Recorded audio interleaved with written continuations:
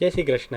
दिनांक 24 मार्च सोमवार के दिन चैत्र महीने के कृष्ण पक्ष की दशमी तिथि, जिसे दशा माता पूजन के पर्व के उपलक्ष्य में पूरे विश्व भर में मनाया जाएगा। खासकर जिन महिलाओं ने शीतला सप्तमी का पूजन करा है, शीतला माता का पूजन करा है, उनके लिए यह कंपलसरी हो जाता है कि दशा माता का पूजन उन महिलाओं को तो विशेष रूप से करना ही करना है।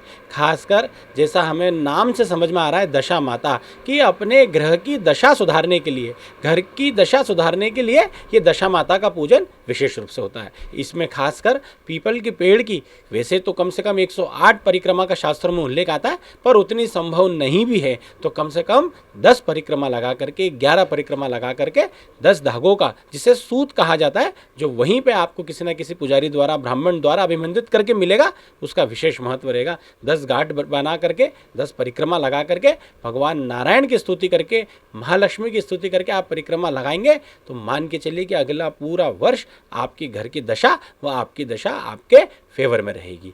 खासकर इस दिन महिलाएं व्रत विशेष रूप से रखती है और उन्हें एक टाइम भोजन करना है, उसमें भी उन्हें नमक का उपयोग नहीं करना है। नमक रहित भोजन, जैसा खासकर बच बारस के दिन आप लोग देखते हैं कि अलूने, रोट और दही से वहाँ की महिलाएं खाती हैं, जिनकी पुत्र की कामना रहती है। तो खासकर दशा माता के दिन नमक रहित आपको भोजन करना है, नारायण लक्ष्मी की स्तुति करना है, पीपल के पेड़ की आराधना करना है।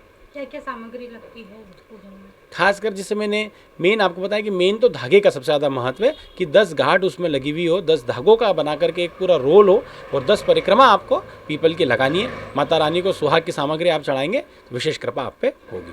जो धागा महिलाएं पहनती हैं लेके, उसका क्या महत्व होता है? खासकर कहीं कहीं जगह ये उल्लेख आया है कि वहाँ का चढ़ा हुआ धागा वैसे तो पूरे वर्ष भर महिलाओं को कम से कम अपने गले में पहनना चाहिए, पर वर्ष भर तक अगर आप दशा माता का धागा नहीं भी पहन पा रहे हैं तो पूरे चैत्र मास में, चूँकि आज से 5 दिन बाद आपको गुड़ी पड़वा का पर्व, नवरात्रि का पर्व भी रहेगा, तो पूरी नवरात्रि धागा आपको गले में रख करके बैशाख महीने में आप उसे कहीं भी बहते हुए जल में प्रवाहित कर सकते हैं या अपने घर के अलमारी में भी संभाल के रख सकते हैं। पर बैशाख महीने तक तो हर महिला को वो दशा माता का धागा दशा माता के आशीर्वाद से पहनना चाहिए।